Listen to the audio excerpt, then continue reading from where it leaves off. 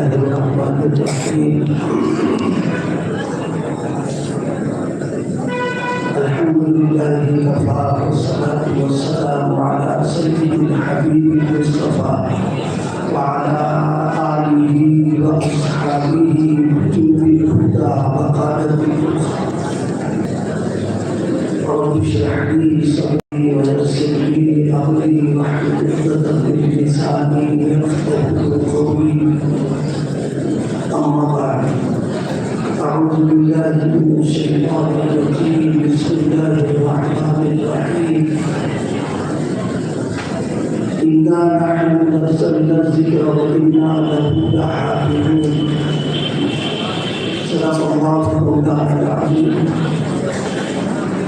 وقال النبي صلى الله عليه وسلم خيركم من قرأ القرآن وأقرأ كما قال عليه الصلاة والسلام. بزرگاں کے محترم میرے عزیز دوستوں اور ساتھی، آج کا یہ پروگرام مدرسہ فاروقیہ کا جلسے کا ساتھی ہے. آپ حضرات عشاء کے بعد سے حضرات علماء کرام سے بڑی مفید اور بڑی قیمتی باتیں سن رہے ہیں. اللہ پاک ان باتوں کو قبول فرمائے اور ہم سب کو عمل کرنے کی توفیق عطا فرمائے. مدرسے کے وہ عزیز بچے جن کو اللہ پاک نے حفظ قرآن پاک کی دولت عطا فرمائی ہے، ان کی دستار بندی کا عمل بھی ہمارے سامنے ہوا ہے. اس موقع پر ان بچوں کو اور ان کے سرپرستوں کو اور مدرسے کے جتنے لوگ ہیں عملہ معلمین، وہ سب مبارکباد کے مستحق ہیں. اللہ پاک ان سب کی ان محنتوں کو قبول فرمائے. اور جن بچوں کو کی دستار ہوئی ہے، اللہ پاک ان کو قرآن مجید سے تعلق اور اس کے حفظ کی، اس کے یاد رکھنے کی اللہ ان سب کو فکر نصیب. اس وقت قرآن مجید کی ایک آیت کریمہ کی تلاوت کی ہے، اسی کے تعلق سے تھوڑی دیر چند باتیں عرض کرنے کی ہیں. قرآن پاک اللہ کا یہ کلام ہے. ہم سب کا اس بات پر ایمان ہے، عقیدہ ہے کہ اللہ پاک نے حضرت نبی کریم صلی اللہ علیہ وسلم پر قرآن مجید کو اتارا ہے. اور یہ وہ کلام ہے جو بالکل بے عینی ہی جیسے اللہ پاک نے اس کو اتارا تھا، اسی طرح یہ قرآن پاک حفاظت کے ساتھ موجود ہے جو اللہ نے ہم سب کو یاد فرمایا.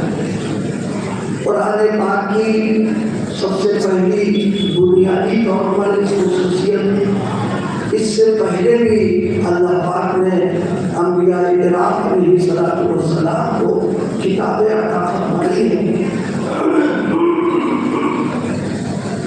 سیدہ حضرت موسیٰ علیہ السلام کو تورات عطا فرمائی، حضرت عیسیٰ علیہ السلام کو انجیل دی ہے. اسی طرح حضرت داؤد علیہ السلام کو زبور عطا فرمائی. یہ سب کتاب ہے.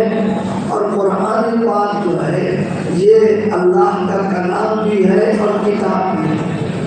اس سے پہلے جو انبیاء علیہ السلام کو ان کی امتوں کو ہدایت کے سلسلے میں جو ہدایت نامے تھے وہ کتاب ہے، لیکن وہ کلام نہیں ہے. لیکن قرآن مجید جو ہے یہ اللہ کا کلام ہے. اللہ کی ذات سے نکل کر کے یہ کلام آیا ہوا ہے. یہ گویا اس امت کو جو کتاب دی گئی ہے یہ اس کا امتیاز اور خصوصیات میں سے.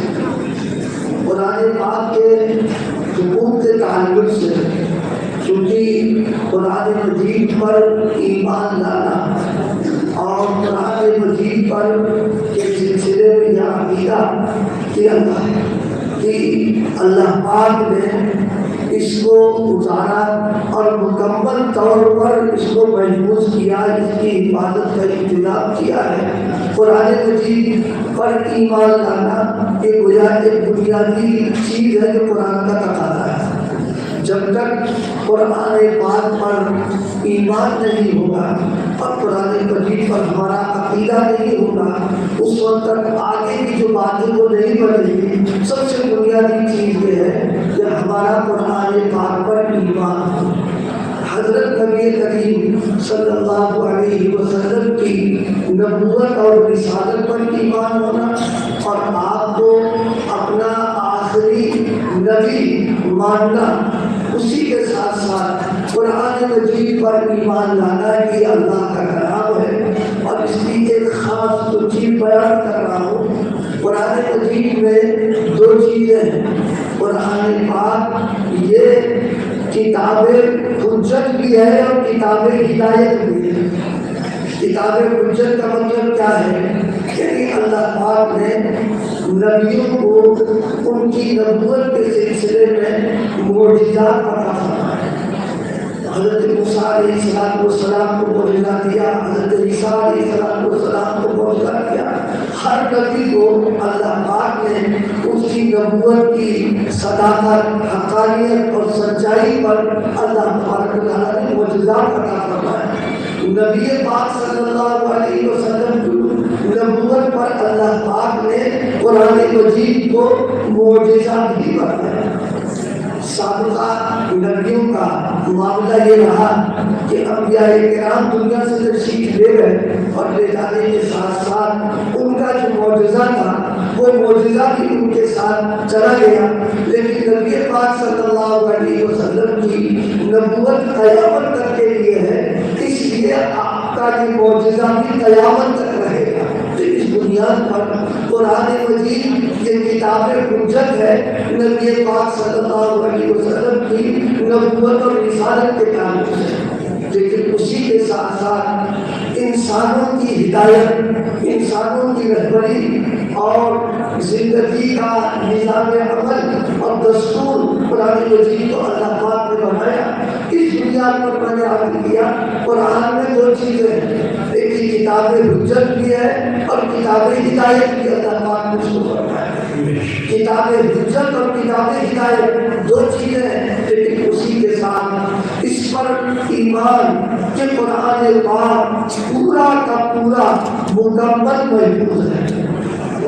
یہ قرآن مجید کی ایک خصوصیت ہے اور قرآن مجید کا ایک امتیاز ہے کہ جس طرح اللہ پاک نے اس کو اتارا اسی شکل کے ساتھ اور اسی صورت کے ساتھ اللہ پاک نے صورتوں کو، آیات کو، کلمات کو، حروف کو، کسی ایک چیز کی بھی اس کے اندر کمی ہے، زیادتی ہے، یہ قرآن پاک اللہ پاک نے اس کو محفوظ کیا ہے۔ اس طرح ایمان لانا، قرآن مجید پر ایمان لانے کے ساتھ ساتھ اس میں یہ بات بھی ہے کہ سابقہ نبیوں پر جو کتابیں اتری ہیں ان پر بھی ایمان لانا، توریت پر، زبور پر، انجیل پر، ان پر بھی ایمان لانا، ان کے برحق ہونے پر کہ اللہ کی طرف سے یہ اتری، یہ الگ بات ہے، اس میں تحریف ہو گئی ہے۔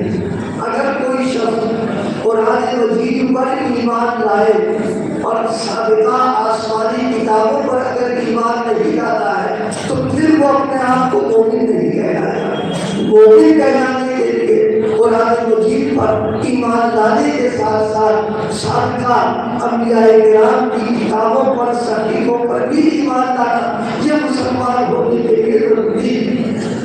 تو قرآن مجید پر ایمان لانا، اسی کے ساتھ ساتھ سابقہ کتب پر اور سابقہ صحیفوں جو آئے ہیں ان کے اوپر بھی ایمان لانا، بغیر اس سے ہم اپنے آپ کو مومن نہیں کہہ پائیں۔ قرآن مجید پر ایمان لانا اس بات کے اوپر کہ قرآن مجید میں کوئی تغیر، کوئی تمدن کسی قسم کی تحریک ذرہ برابر نہیں ہوئی ہے، اور اللہ پاک نے اس کی حفاظت کا انتظام فرمایا۔ ایک موقع پر قرآن پاک کے سلسلے میں فرمایا گیا وَإِنَّهُ لَكِتَابٌ عَزِيزٌ لَا يَأْتِيهِ الْبَاطِلُ مِن بَيْنِ يَدَيْهِ وَلَا مِنْ خَلْفِهِ تَنزِيلٌ مِنْ حَكِيمٍ حَمِيدٍ۔ فرمایا یہ قرآن پاک کتاب ہے اور کتاب عزیز ہے، عزت والی کتاب ہے، غلبے والی کتاب ہے، نادر اور نایاب کتاب ہے۔ انہ کتاب العزیز، یہ عزت والی کتاب ہے۔ آگے اللہ پاک نے فرمایا لا یأتیہ الباطل من بین یدیہ ولا من خلفہ۔ یہ اللہ پاک نے حفاظت قرآن کا وعدہ فرمایا اور اس کے اللہ نے حفاظت کے انتظامات کیے۔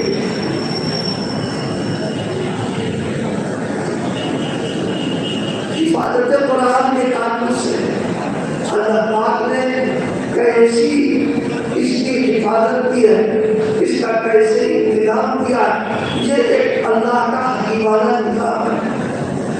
اور نبی پاک صلی اللہ علیہ وسلم پر قرآن جو آیا پوری حفاظت کے ساتھ آیا، اور پھر نبی پاک صلی اللہ علیہ وسلم سے لے کر امت تک اور قیامت تک حفاظت کے انتظامات اتنے مستحکم اور اتنے مضبوط ہیں کہ کوئی سازش کر کے اور کوئی اس کے اندر تبدیلی کرنے کی کوئی تدبیر کر لے، ساری تبدیلیاں پھر لگ جائیں گی۔ اللہ پاک کا جو نظام ہے اس نظام کے اعتبار سے یہ قرآن پاک قیامت تک محفوظ ہوتا چلا محفوظ رہے گا۔ یہ ہمارے جو عزیز بچے جن کو اللہ پاک کی یہ نعمت نصیب فرمائی ہے، تھوڑا سا غور کریں کہ یہ بچے حفاظت قرآن کا کی ایک کلی، اور اللہ پاک نے ان کے ذریعے سے قرآن پاک کی حفاظت کا انتظام فرمایا۔ اسی لیے اس موقع پر اس پر توجہ کرنا ہے کہ امت میں جو حافظ عالم ہوتے ہیں حقیقت کے ہیں، یہ اللہ پاک کی طرف سے انتظام ہوتا ہے۔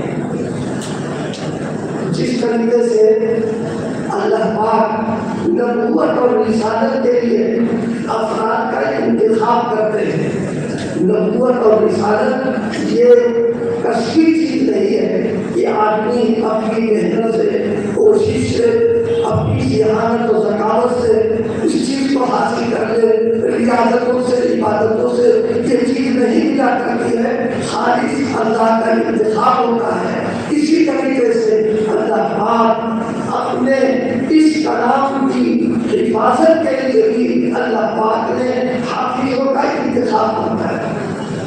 آپ غور کریں تھوڑا سا کہ ہمارے یہ بچے جن کو شریعت قرآن کی دولت ملی ہے، جب یہ پڑھنے کے لیے مکتب میں بیٹھے تھے تو اس وقت ان کے اور بہت سارے رفقا اور ساتھی ماں باپ نے بیٹھانا تھا ان کو کہ یہ بھی حافظ ہو جائے، لیکن تجربہ کیا کرتا ہے کہ معلوم ہوا کہ 10-12 بچے بیٹھے اور دھیرے دھیرے کرتے چلے گئے۔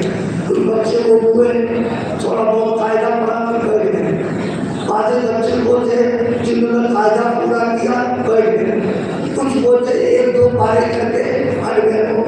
ان بچوں میں چند بچے وہ ہوتے ہیں جو تکمیل تک پہنچ پاتے ہیں۔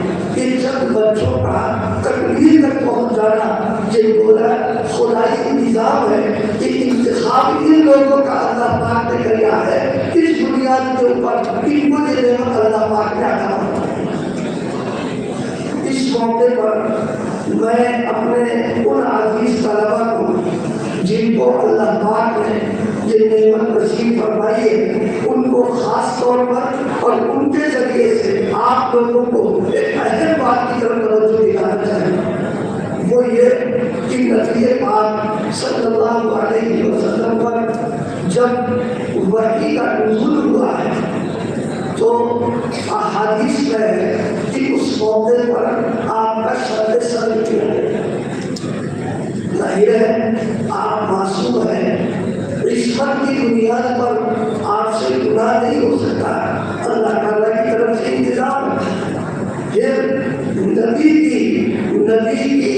کے خبیر میں اللہ پاک جنت کی مٹی کو شامل کرتا ہے. ظاہر ہے جنت پاک ہے، اس کی مٹی بھی پاک ہے. اس کے خبیر میں نبی کی جب جنت کی مٹی ہوگی تو اس کا خبیر بھی پاک ہوتا ہے. اس کی طبیعت پاک، اس کی فطرت پاک، اس کے جذبات پاک، اس کے خیالات پاک. ان ساری پاکیوں کے باوجود جب قرآن مجید کا نزول ہوا ہے تو اللہ پاک نے شرط صدر کروایا ہے.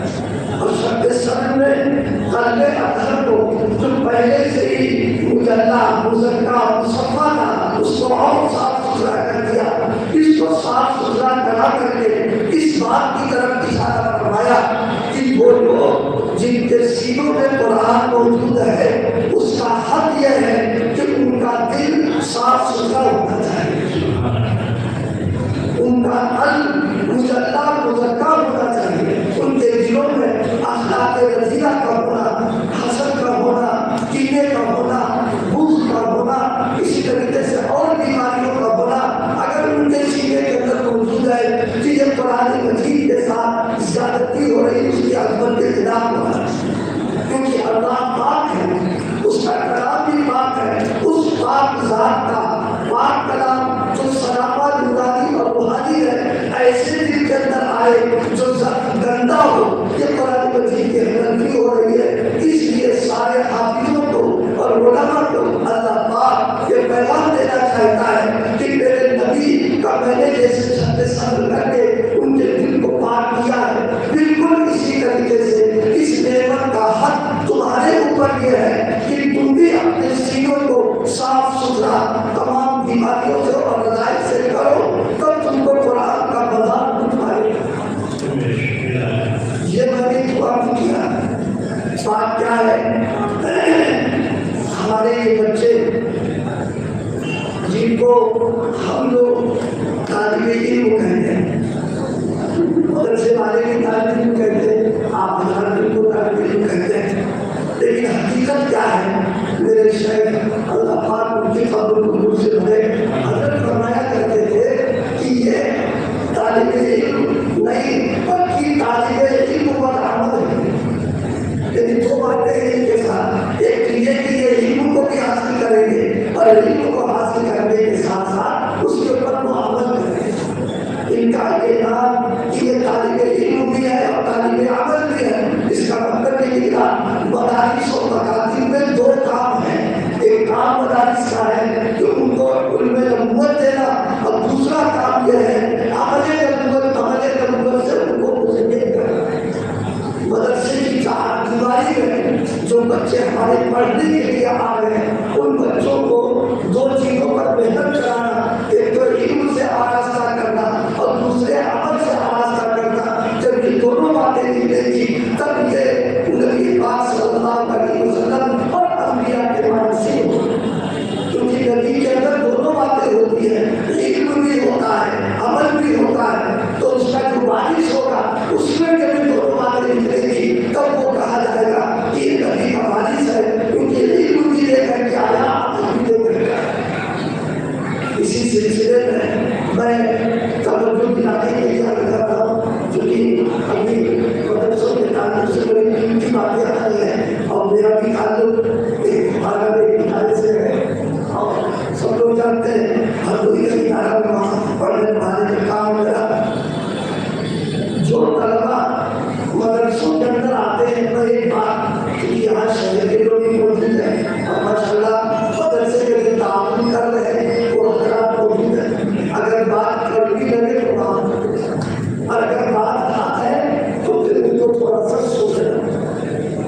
وہ کیا آپ تھوڑی دیر کے لیے سوچو کہ یہ طلبا جن کو ہم مہمان رسول کہتے ہیں کہ یہ نبی پاک کے مہمان جن کو ہم وارثین انبیاء کہتے ہیں، تھوڑی دیر کے لیے سوچیے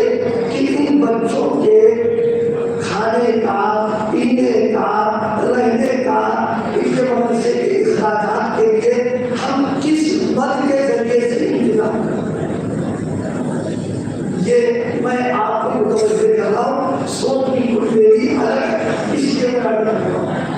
ہم مدارس و مکاتب کو جو رقم دیتے ہیں وہ رقم وہ ہوتی ہے، برا نہ کیا، وہ مال کا میل ہوتا ہے۔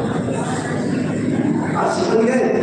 مال کا میل، یہ زکات، یہ صدقات، یہ ہمارے مال کو پاک و صاف کر دیتے ہیں۔ تو جو پاک و صاف کرنے والی چیز ہوگی وہ میل تو ہو گئی۔ اب آپ سوچئے انبیاء کے وارثین کے لیے اور نبی کے جانشین اور ان کے مہمانوں کے لیے ہم کیا کھانے کو دے رہے ہیں؟ کیا کبھی ہم وہ رقم اپنی اولاد، اپنے بچوں، اپنے گھر والوں کو استعمال کرانا ہم گوارا کرتے ہیں؟ ہم پسند نہیں کرتے۔ جب اپنے بچوں کے لیے ہم پسند نہیں کر رہے ہیں تو پھر ان نبی کے وارثین کے لیے رقم پسند کر رہے ہیں۔ ہمارا جذبہ اور حوصلہ یہ ہونا چاہیے تھا کہ اپنی اولاد کے لیے جو کھانا اور جو رقم خرچ کرتے ہیں وہی رقم ان بچوں کے پر اگر ہم خرچ کریں گے تو جیسا کہ ہوگا مان آلہ کچھ کر دے گا۔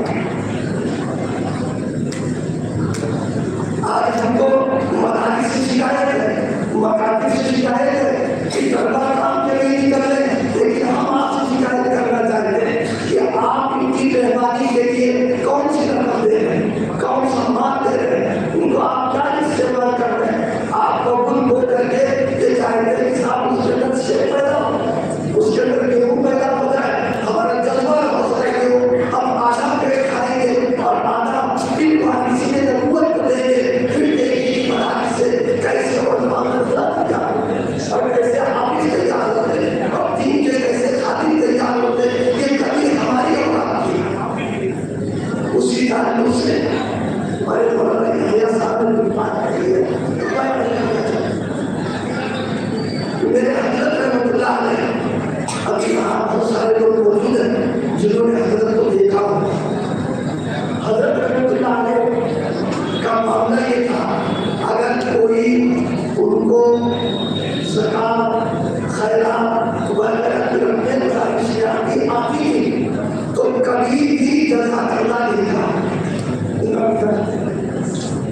جزاک اللہ نہیں کہا کرتے تھے۔ تو ایک مرتبہ ڈرتے ڈرتے تذکرہ آ گیا کہ سارے مدرسے والے کو، چندہ دینے والوں کو جزاک اللہ حضرت کیا ہی کرتے ہیں، بڑی پیاری بات ہے، اس کو سمجھنے کی ہے اور غور کرنے کی۔ فرمایا گئے یہ جو رقم لے کے آتے ہیں ظاہر ہے زکات، خیرات، تو ان کی ذمہ داری تھی کہ اس رقم کو ایسے لوگوں کے پاس پہنچاتے جو اس کا مصرف ہے، اس کے حقدار ہیں۔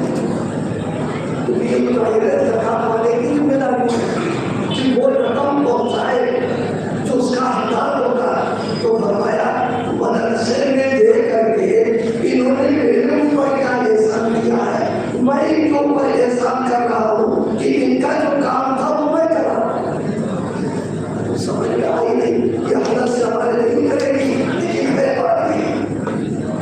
اس لیے حضرت کے یہاں معمول یہ تھا، کوئی لے کر کے آئے فرماتے تقبل اللہ، اللہ اس کو قبول کرنے کے بعد اللہ بھی فرمایا کرتے تھے، فرماتے میرے اوپر کیا احسان کر رہے، اور میرے الفاظ میں آپ کے ایمان کا پورا کباب میں اس کو صحیح جگہ کو استعمال کرنا، اللہ وہ تمہارے پر احسان کرنا تاکہ ہم ان کو پریشان کریں۔ میرے دوستوں، میرے بھائیوں، یہ مدارس و مکاتب صرف اس لیے دین کے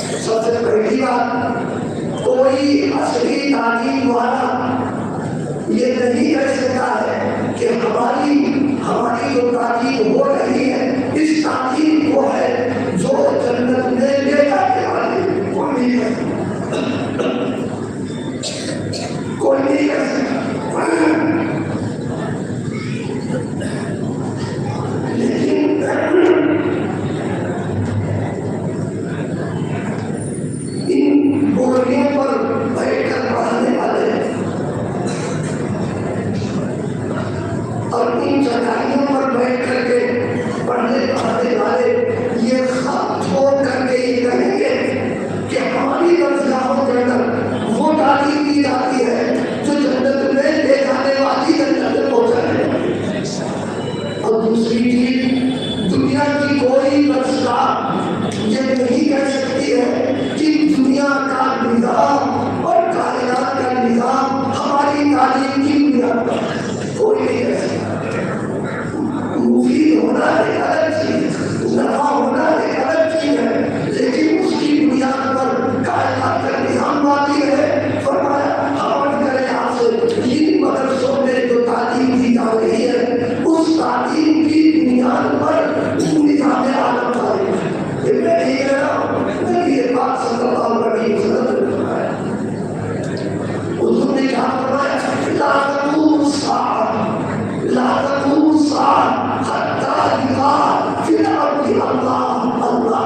جب تک اس کائنات میں ایک اللہ اللہ کہنے والا رہے گا، اللہ پوری کائنات کے لیے آپ کو باقی رکھے گا. اب آپ یہ بتائیے یہ اللہ اللہ کرنے والے کہنے والے اس کے نظام کو چلانے والے یہ مدارس و مکاتب سے جو پیدا ہوتے ہیں وہ یہ کام کرتے ہیں تو نظام کائنات اس مدارس و مکاتب کی جو نظام ہے اس کی بنیاد پر چلتا ہے. اس لیے میرے دوستوں بزرگوں ہم مدارس کی اہمیت کو سمجھیں، مکاتب کی ضرورت کو سمجھیں اور ان مدارس و مکاتب کے وجود کو اپنے لیے بہت بڑی اللہ کی نعمت سمجھیں. اگر پاور ہاؤس اپنا کام کرنا بند کر دے پورے شہر کا اندھیرا ہو جائے گا. اسی طریقے سے یہ مدارس و مکاتب اگر اپنا کام بند کر دیں گے تو انسانیت مردہ ہو جائے گی، دنیا پہ فساد پھیلے گا، دنیا کے اندر بداخلاقی آئے گی، جرائم پھیلیں گے، خرابیاں پیدا ہوں گی. ان مدارس و مکاتب کا فیض ہے کہ اس کے ذریعے سے انسانیت بھی زندہ ہے، اخلاق بھی زندہ ہے، کتاب بھی زندہ ہے اور دنیا کے اندر امن و امان کا پیغام ہو جائے. دوستوں انا نحن نزلنا الذکر وانا له لحافظون. مسلمان یہ سوچتا ہے کہ ہماری حفاظت کیسے ہوگی، ہماری حفاظت کیسے ہوگی، کبھی ہم نے اس پر غور نہیں کیا. میں آپ کو متوجہ کرنا چاہتا ہوں. دیکھیے درخت کو لگایا ہے اور وہ درخت اس میں نہ شاخ ہے نہ پھل ہے نہ پھول ہے، تو آپ بتائیے اس کی کوئی حفاظت کرے گا؟ کوئی نہیں حفاظت کرے گا. لیکن اگر ایک درخت ہے اور پھلدار ہے، پھول بھی ہے، پتے بھی ہے، تو مالک اس کی حفاظت کرے گا. اگر قرآن ہماری اپنی زندگیوں میں آ جائے، ہمارا معاشرہ قرآنی بن جائے، ہماری زندگی میں قرآن کا رنگ آ جائے، تو قرآن کی حفاظت کا مطلب یہ ہے جتنے لوگ اس رنگ میں لگے ہوئے ہیں اللہ ان کی بھی حفاظت کرے. ہم اپنا قرآن سے تعلق مضبوط کریں، قرآن مجید سے ہمارا رشتہ اتنا مضبوط ہو کہ کوئی حالات آ جائے، کیسا اتار چڑھاؤ ہو جائے، قرآن سے تعلق ہمارا ٹوٹنا نہیں چاہیے. قرآن مجید کا ایک ہاتھ جو اہم ہے جو تلاوت قرآن. میں خود ہی دیوار یہ 40 سال کو کیسے آ رہے ہیں